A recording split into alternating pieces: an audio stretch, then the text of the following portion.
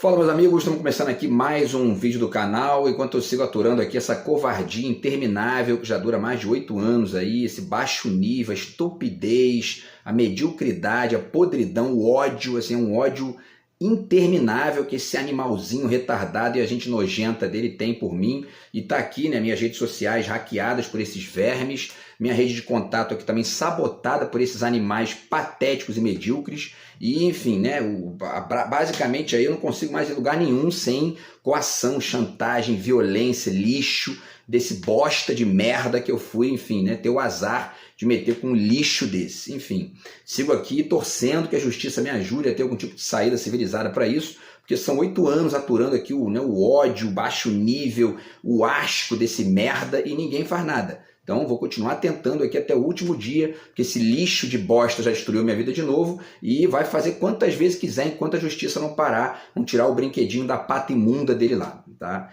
Enfim, pessoal, no vídeo de hoje nós vamos falar aqui sobre um assunto que eu tenho pensado aí há mais ou menos um mês, talvez um pouco menos, um pouco mais, que é a questão do poodle, né? Porque eu fiz eu construí, né, essa ideia aí do complexo de poodle para substituir o complexo de vira-lata, né, que o Nelson Rodrigues denunciava lá na década de 50 ser essa coisa do brasileiro que cospe na própria imagem, que fica falando mal do próprio país, que não tem ali, enfim, né, otimismo em relação ao país, etc e tal, e acaba, enfim, falando mal de si mesmo, né?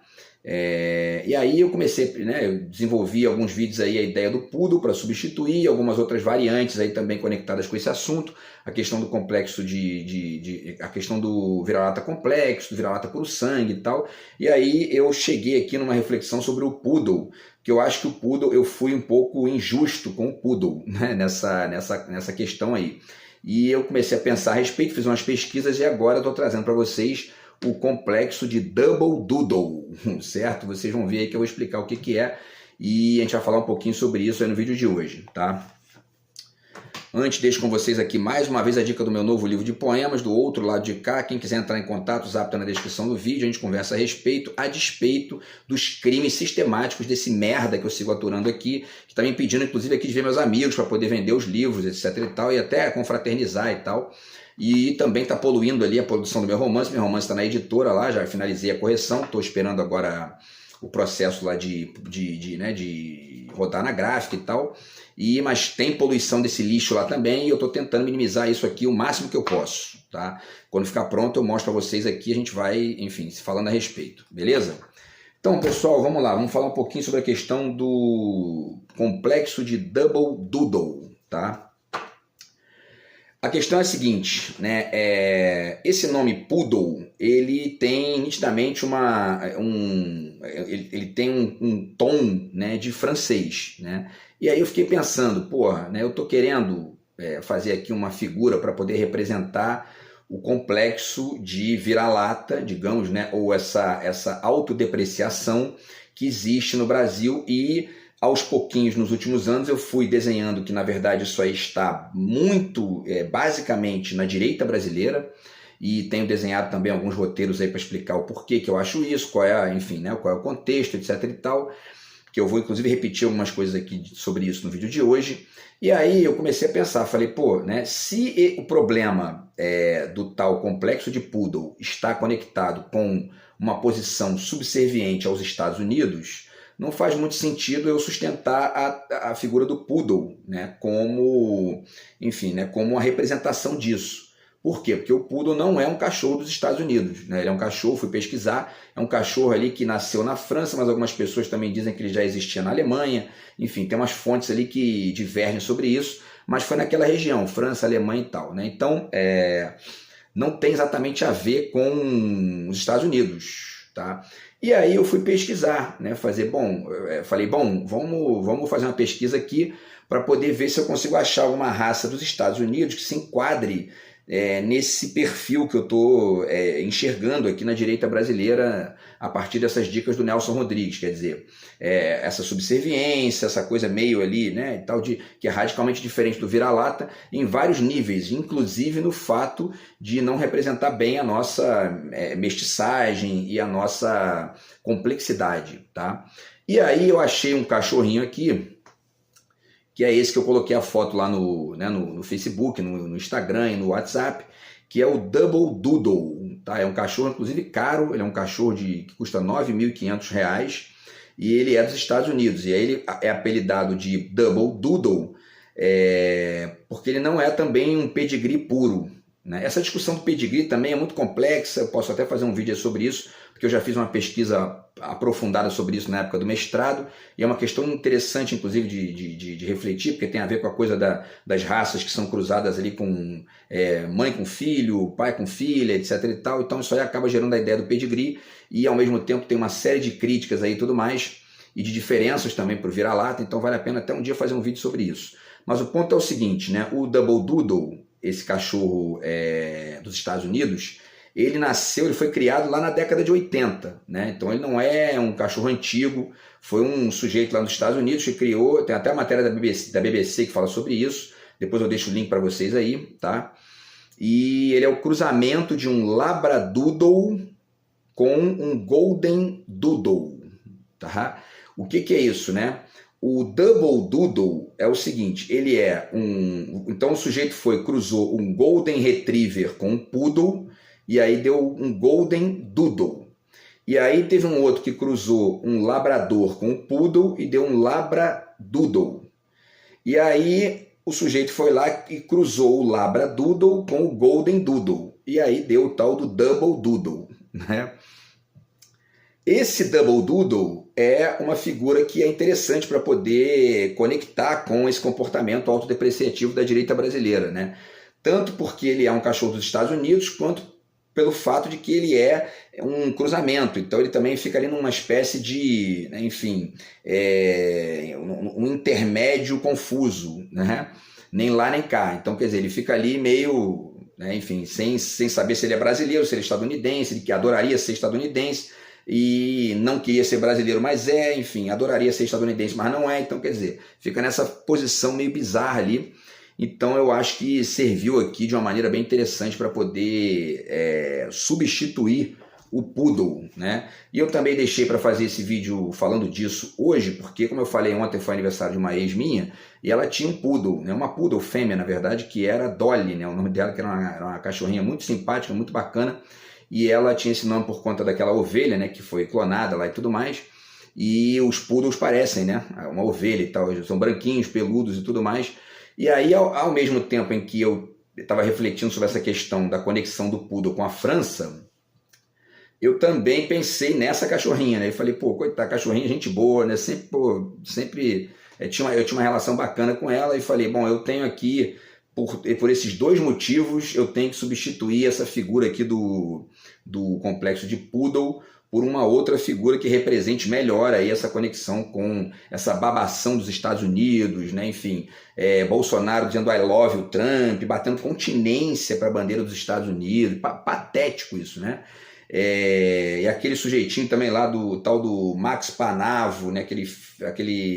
Aquela figura lá, né, que faleceu lá na guerra da Ucrânia, como mercenário, quer dizer, com um chapéuzinho dos Estados Unidos e né, USA em inglês, né? Então, enfim, e outras variantes disso que eu tenho refletido também em alguns vídeos aqui, né? Por exemplo, na época, até são formas até menos evidentes, porque essa da direita brasileira, e especialmente dessa neodireita bolsonarista, isso fica escancarado porque eles são uma obra aberta dessas contradições da direita brasileira. Mas tem alguns comportamentos que são próximos a isso e que têm muita conexão até com a esquerda, né? Especialmente com a esquerda neoidentitária. Então lembremos aqui o show da Madonna, que a Madonna botou lá a camisa da seleção brasileira, a bandeira, pronto, a Madonna salvou a bandeira do Brasil. Quer dizer, essa gente está esperando que uma cantora dos Estados Unidos salve a nossa bandeira para a gente. Então é tão ingênuo quanto. Mas eu tenho feito aqui críticas, né? Feito vídeos criticando aí o comportamento dos neoidentitários, porque eles estão, né, numa lógica de retardatários aí na discussão e, enfim, metendo os pés pelas mãos, constroem ideias muito apressadas e algumas bizarras, né? E algumas delas até beirando o crime ou superando até o crime, como esse lixo de merda que eu estou aturando aí já tem, enfim, 8 a 10 anos. Está vomitando ódio aqui na minha vida todo dia e ninguém faz nada. Bom, enfim, e aí, então eu falei, bom, né, eu vou fazer esse vídeo para poder explicar porque a gente está vivendo isso, isso é um roteiro, né? E aí esse roteiro, eu vou trocar com vocês aqui esse roteiro para poder ir acrescentando, estabelecendo aqui quais são, né, os pontos que eu fui aos pouquinhos desenvolvendo, porque também tem uma outra coisa que vale a pena dizer, né? O trabalho filosófico ou reflexivo, conceitual, crítico, o nome que você queira dar, né? Fazer reflexão sobre alguma coisa é algo que a gente... às vezes a gente chega numa ideia bacana, que a gente olha e fala, pô, essa ideia é interessante, ela explica razoavelmente bem ou muito bem uma série de coisas que acontecem, mas tem outras, enfim, que isso não explica. Agora, às vezes você não enxerga, você não está enxergando ainda o problema na ideia, ela tá dizendo bem ali uma série de coisas e bacana. Mas se você tem digamos, né, um acordo mental com a filosofia, você está deixando aquela ideia ali em suspenso, em aberto, né? Com janelas. Para quê? Para que os fatos, os acontecimentos, os comentários, né, sempre quando eles são feitos com educação, né, e não da maneira covarde, medíocre, baixo nível que esse lixo de merda está fazendo nos últimos anos da minha vida aí. Então, assim, quando você tem esse acordo com a filosofia na sua cabeça, você deixa o conceito, a elaboração que você fez ali com janelas abertas para acréscimos e críticas e ponderações, deslocamentos, modificações ou eventuais manutenções também, né?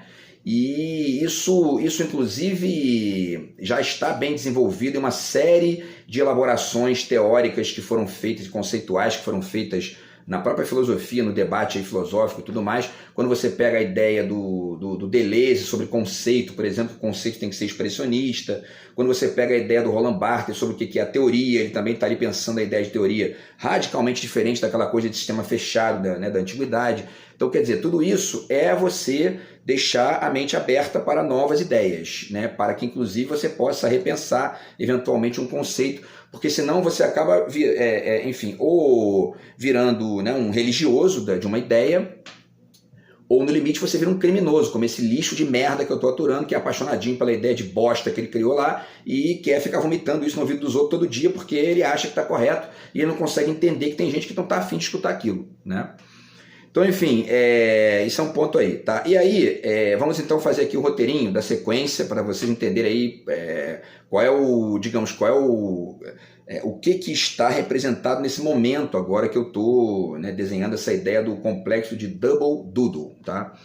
Então, primeiramente tem a ideia, obviamente, do complexo de vira-lata, né, do Nelson Rodrigues. Está aqui o livro A Sombra das Chuteiras Imortais, no qual ele tem a crônica, né, dele do complexo de vira-lata, que ele desenhou essa ideia e tudo mais, na década de 50, falando que o Brasil tinha perdido a Copa foi no ano de 58, né, que ele fez a crônica, né, dizendo que o Brasil perdeu a Copa de 50 aqui, que isso acabou gerando ali esse sentimento de inferioridade, etc e tal, e que muita gente antes da Copa de 58 estava, né, o Brasil está indo, mas vai perder, porque o Brasil não vai ganhar mesmo e tudo mais. E ele desenhou isso, ele construiu, né, essa figura do complexo de vira-lata para poder representar esse sentimento ali de inferioridade, né, e de iminente derrota do imaginário brasileiro, tá? E aí depois também tem outras crônicas, né, porque o Brasil ganhou a Copa de 58, ganhou 62, aí perdeu 66 e voltou o complexo de vira-lata. E aí em 70 ganhou de novo, né, acabou o complexo de vira-lata. Depois perdeu de novo, voltou de novo. Então tá aqui, tem várias crônicas que ele fala disso aqui também no Pátria em Chuteiras, tá? O ponto concreto é o seguinte, teve um momento que eu, né, até na época do mestrado, comecei a refletir, falei, pô, né, o vira-lata é um cachorro que ele, de certa forma, representa a mestiçagem do Brasil, né? Porque ele é um cruzamento, né? Um cruzamento evidente. E aí eu comecei a pensar, falei, bom, então, se o vira-lata é um cruzamento evidente, e o brasileiro também, o Brasil também, né? O Brasil é um país no qual existe um cruzamento de negros com indígenas, com portugueses e com outras, né, enfim, culturas e nacionalidades, imigrantes, ideias, etc. e tal. Então você bater num cachorro que tem uma aparência e que tem um desenho, digamos, né, um desenho ali, na própria ideia que ele representa, ligado aos cruzamentos, você está fazendo a mesma coisa que ele está denunciando na própria figura, ou seja, batendo na própria imagem, né? Então esse aí foi um ponto, isso acabou. E aí eu na época do mestrado eu desenvolvi, fiz o inverso, né? Que falei, bom, então complexo de vira-lata vira o vira-lata complexo, né? Naquele momento ali foi a reflexão que eu consegui fazer. E aí depois eu fui pensando, cheguei num ponto, porque tem deixa eu até pegar aqui o livro do Edgar Morin, né? Que é a Introdução ao Pensamento Complexo, e é um pouco isso, essa ideia de complexo também, né? Tá? Vira-lata complexo. Que inclusive essa noção de complexo de vira-lata tem ali um certo rastro psi nisso, né? E aí, enfim, é interessante fugir disso, né? Inclusive quando eu falo do complexo de Double Poodle, não tem conexão com nenhuma lógica psi, certo? Isso não se trata de uma doença ou nenhum tipo de síndrome ou bosta do tipo, porque o meu acordo não é com essa gente, meu acordo é com a filosofia, tá? Então, quer dizer, com a literatura, enfim, com a poesia, com a arte, etc., com a política, né? E aí, enfim, o ponto concreto dessa história toda é o seguinte, né? A figura do vira-lata complexo, ele acabou servindo naquele momento para poder chamar atenção para a complexidade, né? Mais até do que qualquer outra coisa. Só que vira-lata e complexo são duas formas de complexidade, portanto teve um certo dia que eu falei, bom, isso é uma redundância, né? Isso né? O vira-lata já é complexo e a complexidade já é vira-lática, digamos assim, né? Então, eu já comecei a refletir melhor para poder ver se eu chegava em outras, né, formas, e cheguei numa construção, inclusive nesse vídeo que eu falei do tal do Max Panavo, que eu estava vendo ele ontem, que era o vira-lata puro sangue, né? E por que essa ideia é interessante, né? Por que essa ideia do vira-lata puro sangue é interessante? Tem esse livro aqui do Norman Madarashi, eu acabei de comprar, O Múltiplo Sem Um, né? Vira-lata complexo acaba ficando uma coisa múltiplo, né? Eu já fiz vídeo aqui também, que o complexo, ou o múltiplo complexo, enfim, mas que é bacana, é melhor do que o múltiplo sozinho, mas tem que dizer que complexo é esse, né?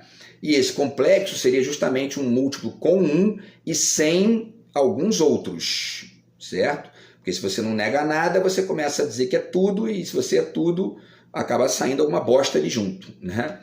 E aí, enfim, né? Então, isso também está calcado, tá, naquela ideia do Miekouto, né? Tá aqui, acho que eu peguei aqui o livro dele também, que é a ideia do homem plural, que é um homem que é raiz e asa ao mesmo tempo, portanto, ele é múltiplo e um. Ele é complexo enquanto uma multiplicidade, ou seja, uma asa, e uma unidade, que é o um, né? Que é, portanto, a raiz, e também aquilo que ele nega, né? Porque se você não nega nada, vai aparecer ali algum tipo de bizarrice aí, inevitavelmente, né?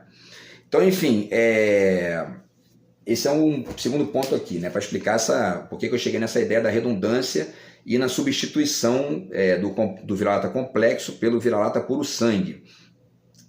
Porque aí o vira-lata puro sangue vai representar essa mescla complexa entre a raiz e a asa, e também aquilo que eu tenho chamado em alguns vídeos aí de nacional cosmopolitismo, né? O nacional cosmopolita com uma posição, enfim, mais interessante para a política e para a filosofia, do ponto de vista aí, né, no caso do nacional cosmopolitismo, né, tanto das reflexões sobre a relação do Brasil com outros países, quanto da própria existência da gente como figuras do mundo contemporâneo, né, que somos locais e globais ao mesmo tempo, tá? Então, enfim, tudo isso está comparecendo nessa figura aí do vira-lata puro sangue, tá? Ao mesmo tempo, eu comecei também a pensar nessa questão do complexo de Poodle, né? Porque, como eu falei para vocês no início aí, o Poodle não é um cachorro dos Estados Unidos. E aí, façamos aqui mais uma vez o roteirinho rápido. Antes do Nelson Rodrigues, né, tem a questão do mazombismo, né, que não vai dar tempo de falar tudo hoje aqui, mas o mazombismo era aquele esquema de que tinha os mazombos, que eram filhos de portugueses nascidos aqui, portanto eles eram brasileiros, mas eram filhos de pessoas que nasceram em Portugal, e olhavam para cá para os brasileiros e não se viam como iguais porque preferiam estar lá na metrópole. E ao mesmo tempo também não se viam portugueses porque não eram aceitos mais, porque tinha aquela lógica lá dos caras acharem que o sujeito que nasceu aqui ele era inferior também e tal, quer dizer, né? Aquelas babaquices daquela época lá. Então, enfim, tudo isso gerou esse mazombismo, que é uma discussão, que é um sentimento ali de inferioridade, um sentimento de desidentificação local e tudo mais, né? Muitos autores, dentre eles o Darcy Ribeiro, o Anísio Teixeira e tudo mais, eles dizem que nasceu ali esse problema brasileiro aí, tá? Que outros autores dizem que é um problema, mas também é uma solução, porque, enfim, agora, é solução, é uma parte da solução. Se a gente achar que isso aí é a solução, a gente não constrói uma lógica de unificação mínima para resolver os dilemas e a violência que a gente tem aqui no Brasil, especialmente da direita brasileira, tá? Bom, então eu falei, então eu vou... quer dizer, né? Aí depois veio o complexo de... Sim, antes ainda, né? Vale dizer que a gente teve, então, nessa movimentação aí, né? Depois do mazombismo, a escravidão e, né, não só dos negros, mas dos indígenas e a violência toda, etc. e tal, a questão da independência. Naquele período ali, entre a independência, 1822 e 1889, que foi a República, teve a questão do IHGB, quer dizer, concursos aqui feitos no Brasil para a gente escrever artigo e dizendo que a raça branca é mais evoluída, que o negro e o indígena tem que ser meio que assimilados, etc. e tal. Tudo isso foi o século XIX ali brasileiro, essa bizarrice também, né? E tudo mais, tá? E aí, no século XIX, nasceu ali o indianismo, foi a primeira crítica efetiva, né, a Portugal, aqui do ponto de vista de uma elaboração e tal. E os caras diziam que não, que a gente tem que olhar para os indígenas, porque eles é que são a origem disso aqui, e não os portugueses, né? Obviamente que isso tinha uma série de problemas e tudo mais, e também era uma coisa meio parcial, né, porque o Brasil não era só os indígenas, mas naquele momento ali não dava para fazer muito diferente disso, né, porque havia toda uma lógica ali de manutenção da monarquia, quer dizer, era o século XIX aqui no Brasil, né? Então, e tudo mais. E aí, no século XX, a gente tem os manifestos do Oswald, tá? Da antropofagia, do manifesto da poesia para o Brasil, etc. e tal, no qual ele vai defender ali a antropofagia como um deslocamento, né, como uma alternativa para, enfim, a colonização, né? Agora, hoje eu já fiz vídeo aqui também falando sobre isso, essa alternativa, melhor dizendo, que ele desenhou, é uma alternativa que está ali nitidamente desenhada a partir de uma vingança, ele fala disso literalmente, né? Ele, inclusive, data lá o Brasil, né, o descobrimento do Brasil na devoração do bispo Sardinha pelos indígenas canibais, né? Então, quer dizer, hoje eu acho que a gente tem que ressuscitar o Bispo Sardinha, né, e fazer uma releitura disso aí, porque hoje em dia eu acho que o último movimento que fazia sentido para bater em Portugal na história do Brasil foi a antropofagia do Oswald. A partir dali não faz mais sentido isso, porque a própria existência do Oswald enquanto tal já meio que coloca ali uma espécie de fronteira, né, a partir da qual a gente tem que pensar diferente, né? E parece que isso não foi feito até hoje, né? Então a gente tem que tentar fazer isso aí para poder, enfim, digamos, né, fazer as pazes com Portugal, do ponto de vista até mesmo da nossa leitura interna do que o Brasil para entender o restante dos problemas. Por exemplo, né, o neomazombismo, que é justamente essa coisa da forma como o complexo de Poodle ou de Double Doodle, enfim, né, ele se sustenta até hoje, na negação de Portugal e, portanto, também na negação, e ao mesmo tempo na negação que a direita faz aqui do negro, do indígena e do de Portugal, e aí na substituição dessa negação toda, né, pelos Estados Unidos, que é uma substituição que também não gera nenhum tipo de lógica positiva, porque os Estados Unidos também não reconhecem ninguém da direita brasileira aqui como igual, e a direita brasileira também não vai conseguir se enxergar como igual a eles, porque não tem como, né? Eles são uma potência bélica e, no fundo, estão cagando pra gente aqui, né? Cagando pra gente, não, cagando pra eles, porque, né, enfim, são eles que ligam muito para a direita, para os Estados Unidos, nesse nível aí. Bom, e aí, além disso, né, tem a reflexividade negativa, que também tem a ver com a ideia lá do Anthony Giddens, e também tem as posturas atuais desse fenômeno, né? Então, o complexo de Double Doodle, né, que seria essa nova figura aí que eu estou trazendo aqui, um deslocamento do complexo de Poodle, ele hoje se manifesta na direita brasileira a partir de de alguns comportamentos, algumas posições que são muito evidentes, tá? Por exemplo, né, a razão cínica, né? Tá aqui a crítica da razão cínica do Peter Sloterdijk.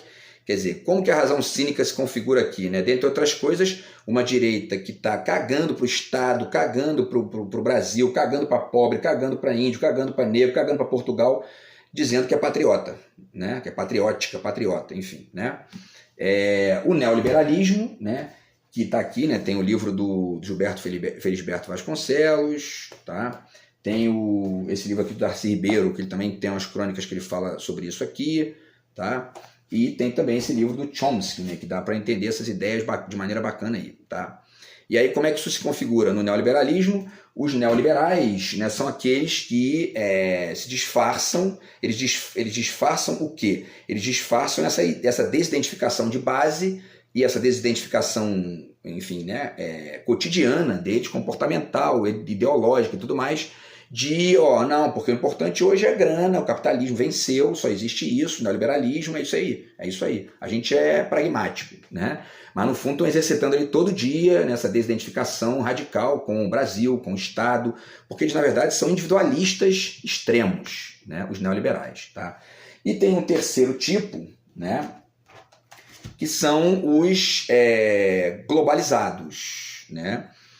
E os globalizados extremos, ou melhor, né, os globalizados cínicos, né? Está aqui o livro do Anthony Giddens, tá? Mundo Descontrole, que a globalização está fazendo de nós, e a gente no Brasil tem que tentar entender o que a globalização está fazendo de nós aqui, né? Parte disso é uma direita que fica, né, posando de globalizada para esconder, para escamotear a sua desidentificação radical com o Brasil e não construir, porque não quer, porque não interessa, porque dane-se, etc. e tal, essa lógica mais ampla que poderia construir a raiz e a asa juntos, o nacional cosmopolitismo, a complexidade, etc. e tal. Tá? E, portanto, o vira-lata puro sangue, né? E aí tem aqui essas ideias aqui, né? Essa ideia de ir no mesmo barco, quer dizer, eu sou um cidadão do mundo, tá? Esse negócio de ser brasileiro, isso acabou, pô, entendeu? Eu sou um cidadão do mundo. E aí ele pode exercitar, muitas vezes, uma mistura. A maioria dessas figuras são também neoliberais, né? Então, quer dizer, e aí misturam, né, o inútil com o desagradável para poder dizer, eu sou individualista, sou pragmático e sou cidadão do mundo. Então, que papo de Brasil, tô cagando para isso, porra, entendeu? Tu ainda tá nessa, meu irmão? Sai fora, sai dessa, cara, entendeu? Então tá aí, essa ideia aqui de ir no mesmo barco, vai falar de ir no mesmo barco lá com os Estados Unidos, eu tô aqui com o TikTok, tá? Tô no mesmo barco que vocês. Sai fora, meu irmão, sai fora. Ou então, 100%, tô taxando vocês aí, 100%, tá? Porque aqui não tem esse papo de mesmo barco, não, beleza? Tá? Vai lá no Brasil, que lá essa gentinha acredita nisso aí, tá?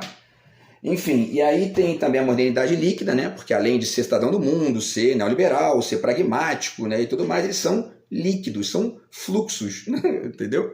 Então tá aqui, né? Também é um belo disfarce, né? Para desidentificação radical com o próprio país. E também a questão do refugiado do Agamben, tá? Que a gente já refletiu bastante aqui.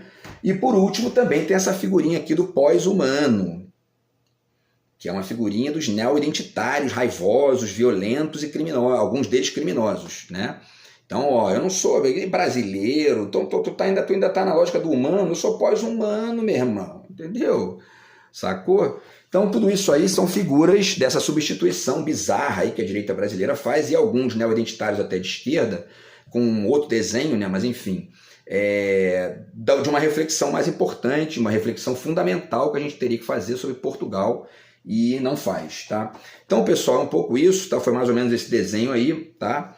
Para finalizar, então, o vira-lata puro sangue afirma o seu lado complexo, ou seja, o vira-lata, a mestiçagem, as três raças juntas e a singularidade de cada uma, e a necessidade de unificar essas três, né? Ou seja, criar uma ideia de país, de Estado, ou seja, é o complexo com um, que é o contrário daquela lógica do Badiou ali.